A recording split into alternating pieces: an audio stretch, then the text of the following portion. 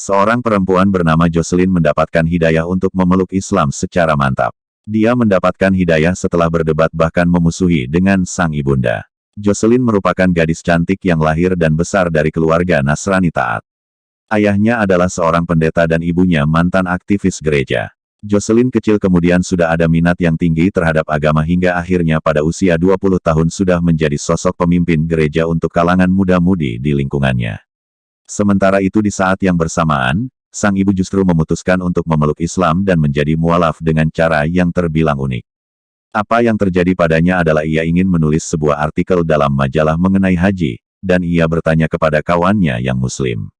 Ketika dia belajar lebih jauh tentang Islam, dia pun jatuh cinta pada agama yang indah ini, ungkap Jocelyn menceritakan perjalanan hijrah ibunya. Mengetahui ibunya menjadi mualaf, Jocelyn sebagai seorang pemuka gereja muda kemudian panik. Ia pun mempertanyakan keputusan tersebut hingga dirinya dan sang ibunda kerap terlibat argumen.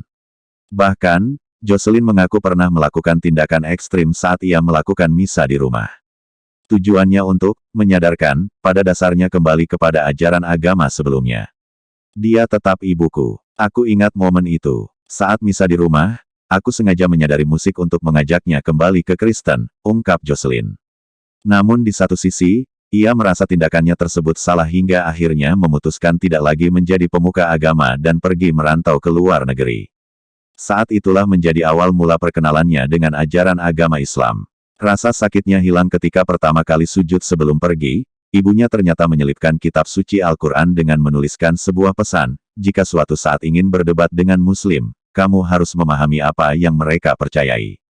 Petik 2. Jocelyn yang penasaran lantas mempelajari kitab suci umat Islam hingga akhirnya sadar ternyata jauh lebih banyak kesesuaian isi dan ajaran yang terdapat dalam Al-Quran dengan apa yang tertuang dalam Alkitab atau bahkan Taurat.